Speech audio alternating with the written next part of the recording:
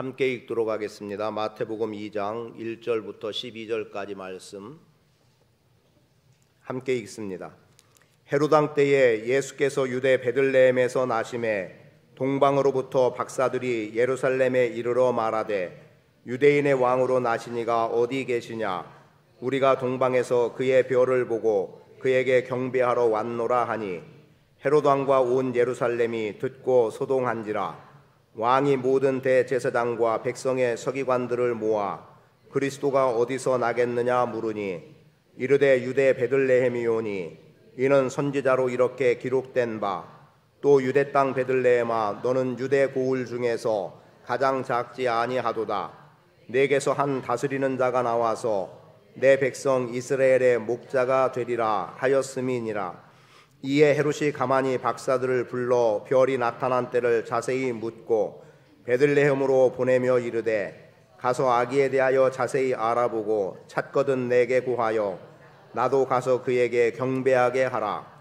박사들이 왕의 말을 듣고 갈새 동방에서 보던 그 별이 문득 앞서 인도하여 가다가 아기 있는 곳 위에 머물러 서 있는지라. 그들이 별을 보고 매우 크게 기뻐하더라. 집에 들어가 아기와 그의 어머니 마리아가 함께 있는 것을 보고 엎드려 아기께 경배하고 고배합을 열어 황금과 유향과 몰약을 예물로 드리니라. 그들은 꿈에 헤롯에게로 돌아가지 말라 지시하심을 받아 다른 길로 고국에 돌아가니라. 아멘. 오신 사랑 예수 그리스도를 영접함으로 구원의 기쁨과 감격이 여러분의 삶 가운데 함께 하시길 축복합니다. 밤에 양떼를 지키고 있던 목자들에게 주의 천사가 나타나서 말을 합니다. 보아라, 내가 모든 백성에게 미칠 큰 기쁨이 될 좋은 소식을 너희에게 알려준다. 오늘 다윗의 동네에 너희를 위하여 구주이신 주가 나셨다라고 하는 선언을 해주게 됩니다. 예수님의 태어남은 모든 사람들에게 기쁨이 되는 것이고 그 기쁨의 소식이 오늘 우리에게까지 전해졌고 그 기쁨을 우리는 영접하고 믿음으로 살아가는 삶을 살고 있습니다. 오늘 저는 여러분들 안에 예수 그리스도를 만난 기쁨이 가장 크게 자리할 수 있기를 바라는 마음을 갖고 본문 말씀과 함께 세 부류의 사람들이 오신 예수 그리스도를 어떻게 영접하고 받아들이고 있는지를 간략하게 언급하면서 우리 자신들도 하나님 은혜 속에서 그렇게 살아가는 심령이 되기를 바라는 말씀을 드리기를 원합니다. 먼저 누가복음 2장에 기록된 말씀 가운데에 방금 말씀드린 대로 밤에 양떼를 지키고 있던 목자들에게 주의 천사가 나타남, 그리고 그 천사를 통해서 들려진 소리는 모든 백성에게 큰 기쁨이 될 좋은 소식이 들려지게 됐습니다. 그것은 베들레헴 땅의 다윗의 동네에 예수가 태어났다는 건데 그 예수는 모든 만민에게 구주가 되시고 그리스도가 되신다라고 하는 선언이었습니다. 목자들은 이 말을 듣고 곧바로 베들레헴으로 가서 요셉과 마리아 그리고 구유에 누워 있는 아기 예수를 만나게 되고 천사들을 통해서 들었던 모든 이야기를 그들에게 전해주게 되죠. 그리고 그들은 실제로 들은 바대로 눈으로 목격하고 그 목격한 것 때문에 하나님을 찬송하고 영광 돌리고 돌아갔다라고 성경은 기록하고 있습니다. 천사의 말을 들은 목자들 베들레헴으로 빨리 달려갔고 그리고 아기 예수를 만나게 됐고 천사들의 말을 전함. 그래서 순서적으로 보면 맨 뒤에 표현돼도 될 만한 이야기가 되겠습니다만 이 목자들이 갖게 된 기쁨은 그들이 직접 들은 바 그리고 그 들은 것을 목격하고 그리고 그들이 결국은 들은 것에 대한 증인과 본 것에 대한 어떤 증인으로서의 모습은 보이지 않지만 그들이 본 것은 들은 것 그대로 이루어졌다는 측면에서 찬송과 영광을 돌리고 있었음을 보게 되죠. 그렇다고 본다면 지금 이 목자들은 그들이 들은 것을 전하는 위치에 사실은 전함과 상관없이 이미 예수님은 태어나셨고 그리고 그분은 모든 사람들에게 구원이라고 하는 놀라운 은혜로 다가왔던 것은 분명하죠. 그럼에도 불구하고 이들은 그들이 목격하고 있는 것 그리고 그들이 들은 바대로의 삶, 이 모든 것들을 전하는 자리에서 있었다는 거예요. 그래서 저는 이 시간 먼저 누가복음 2장에 기록된 목자들을 통해서 우리도 우리의 들은 것을 전하는 자리, 또 우리가 본 것을 전하는 자, 그것이 곧 우리가 경험한 예수 그리스도입니다. 이 예수 그리스도를 우리는 전하는 자로서의 삶을 살아가는 것이 예수님이 이 땅에 오신 이후에 2000년이 지난 지금 우리가 가져야 될 삶의 중심이고 자세라고 봅니다. 왜냐하면 예수의 복음은 끊임없이 증거되어져야 되고, 그리고 여전히 구원의 역사는 우리 가운데에서 일어나야 되고, 예수님께서 요한복음 14장 이하에서 말씀하실 때 특히 기도를 통해서 말씀되어지는 내용은 지금 오는 세대에까지 구원의 역사가 놀라우리만큼 일어나야 될 것을 제자들에게 말씀하시고 권고하시고, 또 그러한 일이 이루어지기를 하나님 앞에 기도하고 있었음을 보게 되는 거예요. 그럼 오늘 우리는 우리가 구원받은 기쁨과 감격이 우리 안에 있고, 또 지금 성탄 예수의 오심으로 인한 구원 때문에 우리가 성탄의 기쁨을 말할 수 있고 노래할 수 있다고 한다면, 우리도 보고 들은 바를 전하는 것은 마땅히 필요하다는 거죠. 그리고 무엇보다 그것이 성취되어지는 것을 보는 속에서 오늘 우리도 누려야 될 기쁨이 있는 겁니다. 오늘 우리 안에 성탄의 기쁨은 아마도 앞으로 우리의 과제가 되겠습니다만, 내가 지금 예수님을 믿고 구원받은 것의 기쁨이 성탄의 기쁨으로 나만으로 머무름이 아니라, 어제도 제가 말씀드릴 때 여기까지가 아닌 한 걸음 더 나가는 걸 계속 반복해서 말씀을 드렸었습니다. 예를 들면 성령도 예수님에게 성령이 임하시고 성령으로 사역하신 거기까지가 아니라, 오늘 우리에게 성령이 임함으로 인해서 누군가는 예언하고, 누군가는 꿈을 꾸고, 누군가는 환상을 보는, 그래서 성령이 우리 안에서 어떻게 일하시고 역사하시는 것을 나도 체험하는 삶을 살아야 된다는 거였습니다. 그렇다면 오늘 우리가 내가 받은 구원의 기쁨과 감격이 성탄으로부터 시작되고, 그래서 예수님의 오심을 우리가 기뻐하고 축하할 수 있다고 한다면, 이것이 나만의 자리에서 멈추는 것이 아니라 이후에 오는 세대로 표현되어지는 또 만민의 왕으로 이 땅에 오셨기 때문에 앞으로의 누군가를 우리가 주님 앞으로 인도해 드리는 것으로 성탄의 기쁨이 자리할 수 있어야 된다는 거죠. 그리고 그 성탄의 기쁨이 내가 아닌 또 다른 누군가에게도 경험되어지는, 나의 다음 사람이 경험될 수 있는, 그래서 그에게 기쁨이 진정한 성탄의 기쁨이 되어야 되고, 그의 기쁨이 나에게도 전달되어지고 나에게도 기쁨이 될 수 있어야 한다는 겁니다. 제가 교리적인 측면을 지금 이야기하고 싶진 않지만, 교리적인 측면으로 이해할 때에 오해가 될 만한 것들을 제가 좀 일부 사람들과 이야기를 좀 나눈 적이 있습니다. 그냥 여기서 공개적이지만 표현을 해본다면 이런 거였어요. 예를 들면 어떤 분들은 전도사이기 때문에 전도사로 개척을 하다 보니까 목사 안수를 받지 못해서 그래서 침례식도 못한다는 거예요. 그리고 축도도 못한다는 거예요. 이런 거에 불편함을 겪고 있더라고요. 그런데 저는 그렇게 표현을 했어요. 담임이면 당연히 자기 성도들, 함께하는 내 교회 성도들을 축복하지 못할 이유가 없다는 거였고, 그리고 또 담임이면 침례를 베풀지 못할 이유가 없다는 이야기들을 했습니다. 그런데 그 중에 침례교 사모님 한 분이 그것을 듣고 어떤 모임에서, 또 다른 모임에서 이야기를 했다는 거예요. 그리고 그분은 저의 말에 대한 공감을 가졌고, 그리고 얼마 전에도 한 교회에 침례식을 제가 대신 베풀었는데 굳이 저에게 요청을 해서 가서 베풀었어요. 그런데 제가 그 침례식 자리에는 담당 전도사님인 사모님이 집례를 하면 되는데 그것에 대한 부담을 갖고 있길래 그 자리에 물속에 같이 들어와서 침례를 베푸는 일을 했습니다. 왜냐하면 침례를 받는 대상자는 저희가 기쁨이 될 이유가 없는 거예요. 그리고 저에게 침례받아야 된다라고 하는 의미가 그다지 크지 않은 거예요. 자기 담임에게서 침례를 받는 것이 더 의미가 있다는 거죠. 그리고 실제로 어느 교회는 그렇게 행하기도 합니다. 우리 교단의 대형 교회예요. 전도한 사람이 구원의 확신이 있으면 그 사람을 전도한 사람이 직접 침례를 주도록, 물론 전반적인 것은 담임 목사님이 주관하고 있지만 침례식 자체는 그렇게 행하게 하기도 합니다. 저는 그것이 오히려 더 성서적이라고 보기도 하고요. 또 예수님도 하나님의 아들로 오셨지만 요한에게 침례를 받으시고 그렇게 행하는 것이 주의 영광을 드러내는 일에 합당하다는 거였습니다. 그러니까 오늘 담임임에도 불구하고 전도사라는 이유 때문에 하지 못하는 제한된 일들이 있는 거예요. 그렇다고 한다면 오늘 우리의 삶 속에서 그런 제한이 그렇게 중요한가? 아니면 정말 누구에게라도 기쁨이 될 수 있는 그 길을 찾아 나가는 것이 중요한가는 우리에게 필요한 부분이라고 여겨집니다.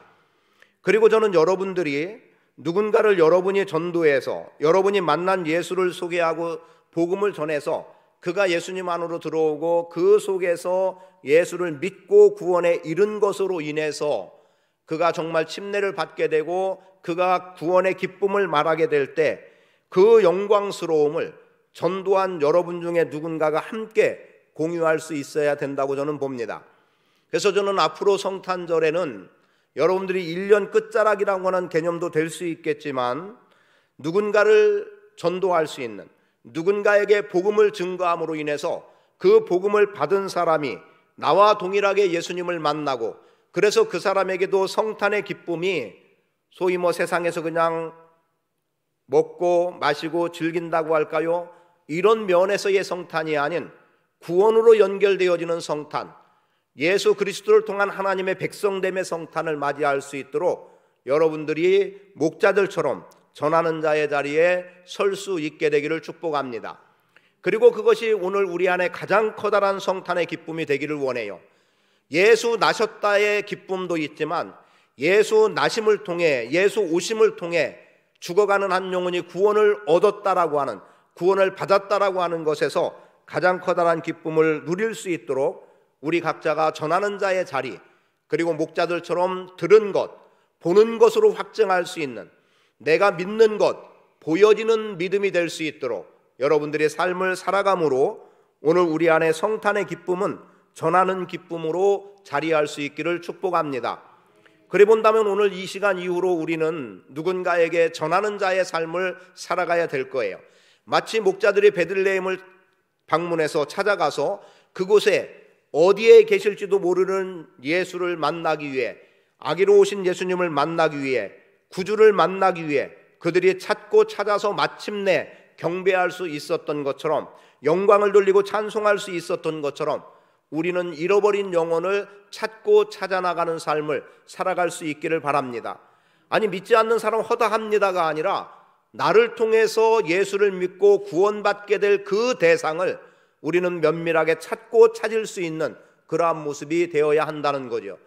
그래서 이렇게 말씀드리고 싶어요. 여러분이 하나님의 부름을 받기 전에 최소한 한 영혼의 구원을 이루어 나갈 수 있는, 한 사람이라도 나와 더불어 성탄의 기쁨을 내가 전한 복음으로 인해서, 내가 전도한 것 때문에 예수를 믿고 구원받은 기쁨 속에서 성탄의 기쁨을 함께 나눌 수 있는 그러한 사람을 만들어갈 수 있기를 축복합니다. 두 번째는 오늘 본문에 기록된 내용의 동방의 박사들입니다. 이들은 경배하는 자로 표현하고 싶습니다. 다른 말로 예배하는 자라는 거죠. 경배라고 하는 것은 신에게 무릎을 꿇고 엎드려 예배한다는 거예요. 어찌 보면 단순히 우리가 예배한다는 것보다 더 무게감 있는 표현 중에 하나가 경배입니다. 아무에게나 무릎 꿇고 엎드림이 아니라 신에게 무릎을 꿇고 예배한다, 이것이 경배라는 의미를 담고 있다고 한다면 지금 동방의 박사들은 그 신에게 무릎을 꿇고 엎드려 예배하는 그 태도를 갖추고 있었습니다. 예수님의 탄생은 분명했고 동방의 박사들로 표현된 이들이 누구인지는 명확하지 않아요. 그리고 몇 명인지도 명확하진 않습니다. 다만 우리가 그냥 추측해 보는 것은 황금과 유향과 몰약을 드렸다고 하니까 3명 정도이겠다 싶은 것은 분명해요. 그런데 어느 전설에는 보면은 4명의 왕들로 표현을 합니다. 그들이 박사가 아닌 왕으로 표현하고 있어요. 4명의 왕들이 만왕의 왕으로 태어난 예수님을 만나기 위해서 먼 거리로부터 오는 거예요. 아마도 러시아에 복음이 일찍 들어갔기 때문인지는 몰라도 정교회가 일찍 들어갔으니까 러시아의 어떤 작가가 쓴 글 가운데 하나예요. 4번째 왕의 이야기. 언젠가 여러분에게 소개를 해드리고 했습니다만 이 동방의 박사들이라고 불려지는 이들은 아마도 별을 연구하는 사람들일 거라고 하는 추론이 가장 가깝게 여겨질 겁니다. 왜냐하면 그들이 유독 어떠한 별을 보게 됐는데 그 별은 유대인의 왕으로 났다라고 하는 징조로 그들이 별을 본 거예요. 그럼 이들이 어떻게 유대인이 아닌데도 불구하고 유대인의 왕이 났을 거라고 추측했을까? 아마도 바벨론 포로 이후에 유대 민족들이 곳곳에 이방 나라에 흩어져 살았던 사람들이 있습니다.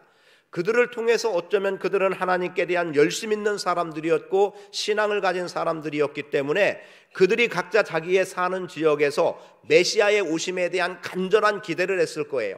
왜냐하면 메시아가 오면 모든 것이 회복된다는 것이고 멀리서부터 내 백성이 돌아오겠다는 이사야의 약속된 말씀이 이미 주어졌습니다. 그러면은 다른 나라의 이방 땅에서 살아가고 있는 그들의 소망은 뭐겠어요? 메시아가 오시면 우리는 고국으로 돌아갈 수 있다는 기대가 있었을 겁니다. 그러다 보니까 그들에게는 끊어질 수 없는 하나의 믿음이 있었는데 그게 메시아의 오심이었던 거예요. 그리고 그 메시아의 오심에 대한 간절함이 아마도 주변에 있던 다른 이방 사람들에게도 영향을 미쳤을 수 있고 그런 소리가 어쩌면 이 박사들의 귀에도 들어갔을지 모르겠습니다. 그리고 어느 시점에 한 별을 보게 됐는데 뭔가 분명히 징조가 있는 별이라고 그들은 느꼈을 겁니다. 그리고 그들이 혹여라도 이것은 가설적인 측면입니다만 흩어졌던 어떤 유대인들에게 들었던 메시아에 대한 소리, 유대인의 왕이 태어난다라고 하는 어떤 소리를 들은 것 때문에라도 그러면 저것이 유대인의 왕이 아닐까라고 하는 생각을 가지고 있었을지 모르는데 그런데 그들에게 중요한 것은 그 왕은 유대인의 왕으로 국한된 왕이 아니라 만왕의 왕이라는 겁니다. 그들의 입으로 만왕의 왕이라고 표현하고 있지는 않지만 벌써 이방 사람이 왔다는 것에서부터 복음은 이방인에게로도 들어가는 거고 유대인들에게는 우리의 왕이라고 말하지만 모든 백성에게 예수는 왕으로 오신 거예요.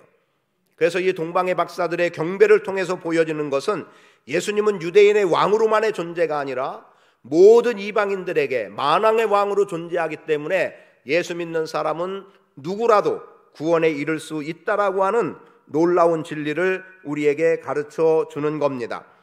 그들이 이제 예루살렘 지역에 들어왔습니다. 물론 헤롯 왕이 통치하고 있는 지역이었습니다. 그곳에 왔는데 오다가 별을 놓쳐버리고 만 거지요. 그들이 이제 어떻습니까? 헤롯 왕에게로 찾아갔던 것 같아요. 그래서 헤롯 왕이 찾아가서 뭐라고 말합니까? 지금 유대인의 왕으로 나시니가 어디 있습니까? 라고 물었어요. 자신들이 동방에서 그 별을 보고 경배하러 왔다고 말합니다.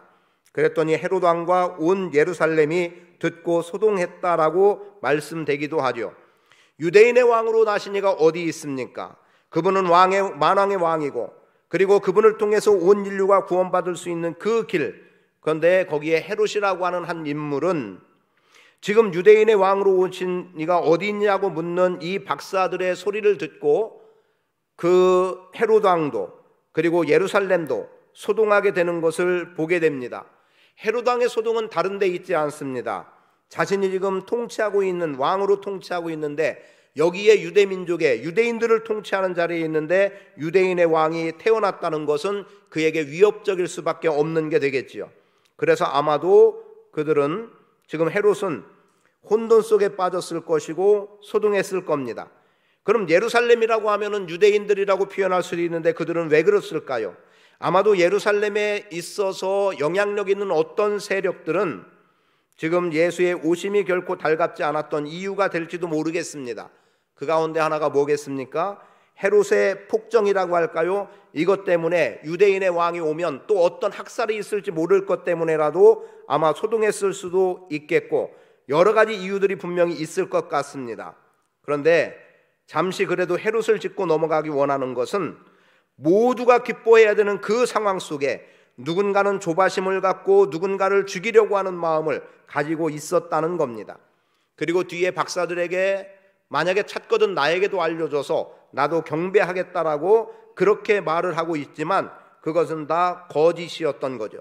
무언가 꾸미고 있는 속셈이 헤롯에게는 있었던 겁니다. 결국 그 모습을 본다면 우리가 후에 보아야 될 일이지만 악한 마음을 가진 자는 결코 주님을 만날 수 없다는 겁니다. 거짓 인생은 예수를 만날 수 없는 거예요. 돌이켜 회개하지 않으면 될 수 없는 부분들이 되는 거죠. 이 동방의 박사들, 주님을 경배합니다. 저는 여러분들이 동방의 박사들처럼 경배하는 자가 되기를 축복합니다. 헤롯처럼 죽이려는 마음을 갖는 자가 아닌, 소동하는 자가 아닌, 정말 주님 오심을 기뻐하는 동방의 박사들 같은 그 멀리로부터, 그것도 이방인의 왕이 태어났다는데 그들은 주저없이 왔고 그 예수를 경배하는 자리에 있었음을 보게 됩니다. 그런데 헤롯뿐일까요? 그 뒤에 헤롯이 이제 묻습니다. 뭘 물어요? 그러면 이 예수가 어디서 나느냐? 유대인의 왕이 어디서 나느냐? 그래서 제사장들을 불러들이고 서기관들을 불러들입니다. 대제사장을 불러들이고 율법학자들을 불러들여서 자, 율법에 기록된 것을 한번 찾아봐라. 어디에서 예수가 난다고 하더냐? 그랬더니 그들의 표현이 이렇게 나옵니다. 6절에 또 유대 땅 베들레헴아 너는 유대 고을 중에서 가장 작지 아니하도다. 네게서 한 다스리는 자가 나와서 내 백성 이스라엘의 목자가 되리라. 여러분, 이 말씀을 말하고 있는 대제사장이나 서기관들, 율법학자들은 예수가 어디에 오시는지, 어디에서 탄생하는지를 그들은 지금 성경을 통해서, 그들이 갖고 있는 성경, 구약을 통해서, 율법을 통해서 알고 있는 거예요.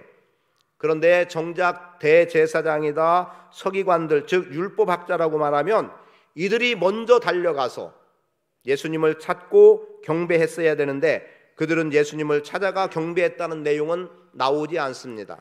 그 이유가 뭘까요?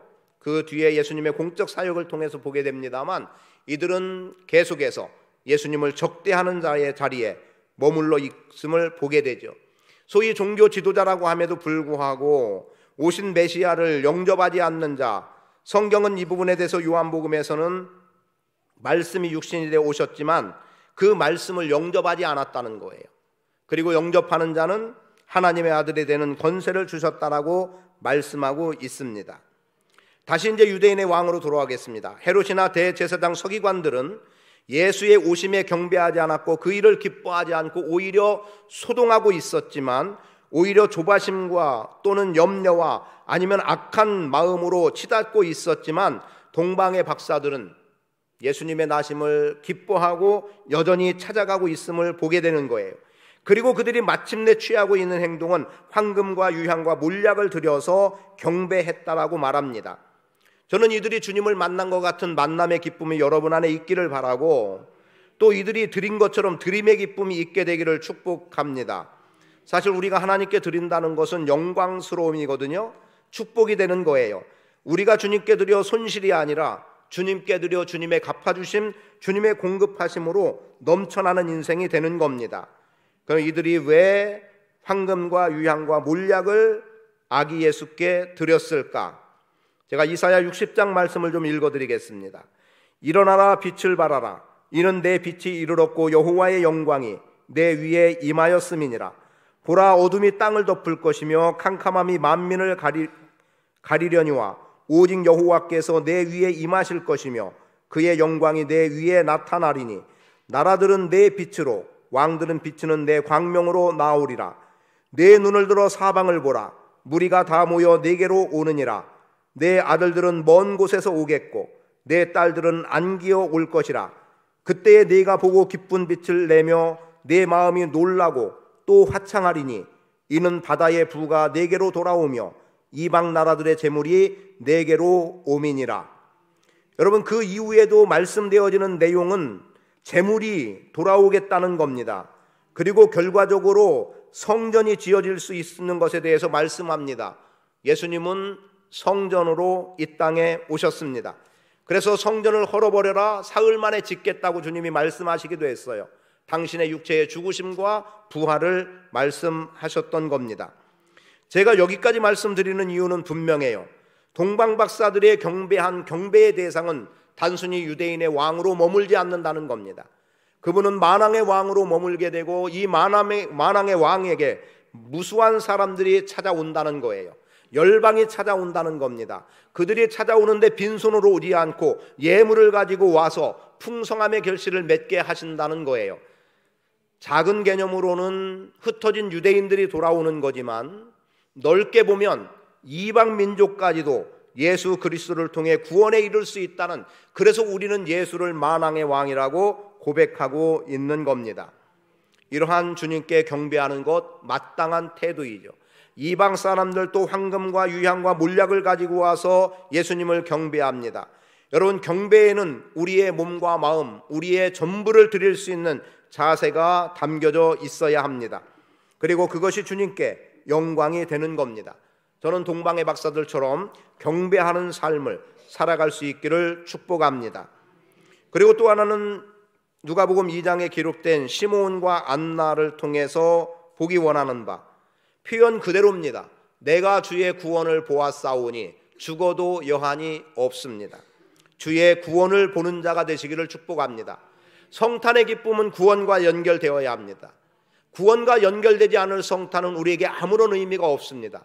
그래서 어쩌면 우리는 예수님의 이 땅에 오심이라고 하는 성탄절에 예수님의 십자가의 죽으심이 선포돼야 된다고 저는 생각해요. 그래서 얼마 전에는, 몇 년 전에는 제가 예수님의 죽음과 관련해서 성탄절의 말씀을 전한 적이 있습니다.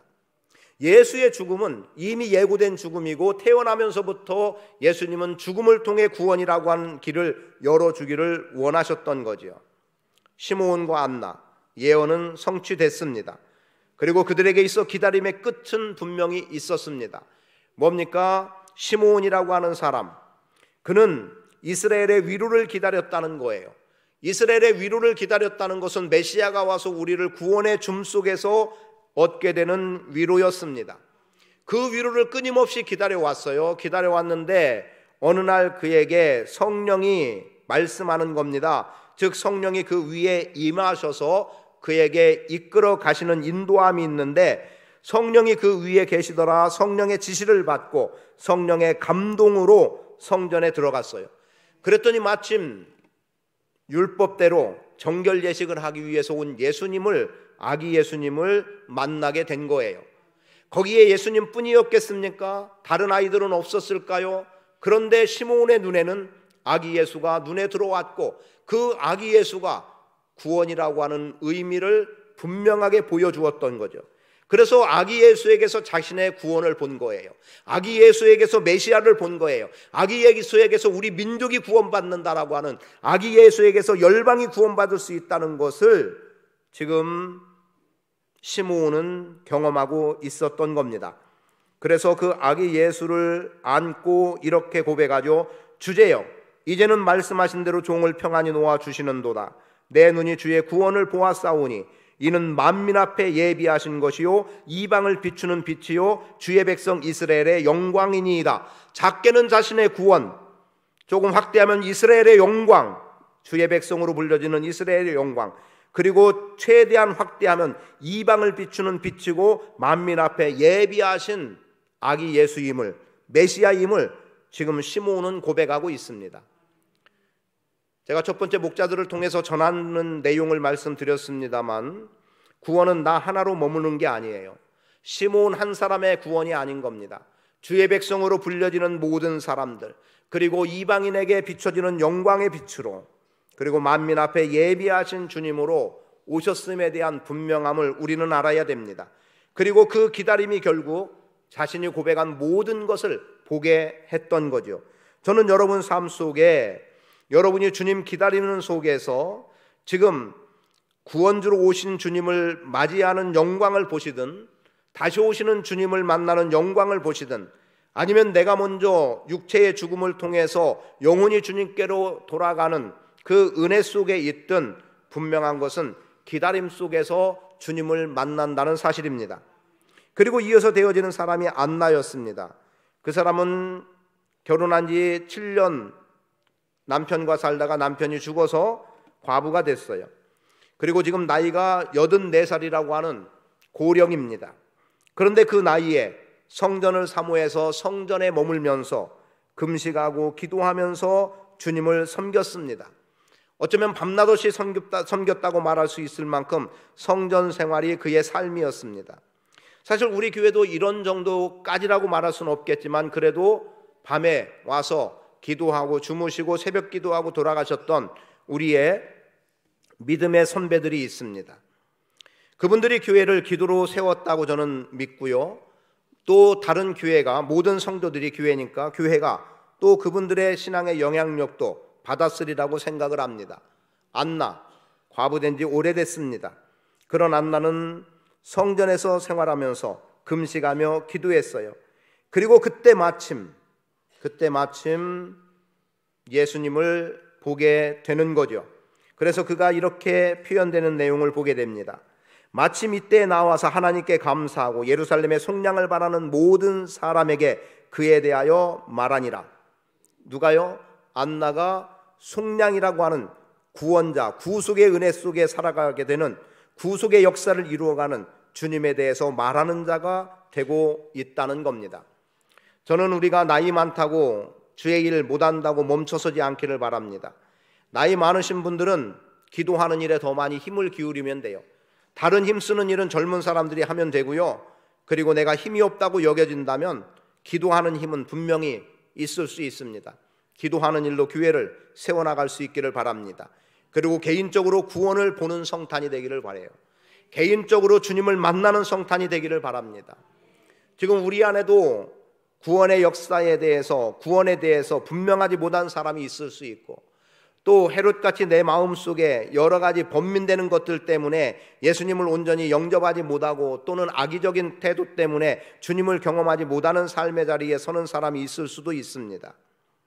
그렇다면 오늘 우리는 주님을 온전히 만나는 성탄이 되어서 개인적으로도 성탄의 기쁨이 있음과 함께 우리의 교회 전체가 주님으로 인하여 기뻐함을 입고, 또 우리를 통해서 복음 증거를 통해 또 다른 누군가가 주님 안으로 들어오는 것 때문에 기뻐함을 입을 수 있는 성탄을 끊임없이 만들어가는 복 있는 성도의 삶을 사시기를 축복합니다. 목자들, 전하는 자였습니다. 동방의 박사들, 예배하는 자였습니다. 시므온과 안나, 구원을 본 자들입니다.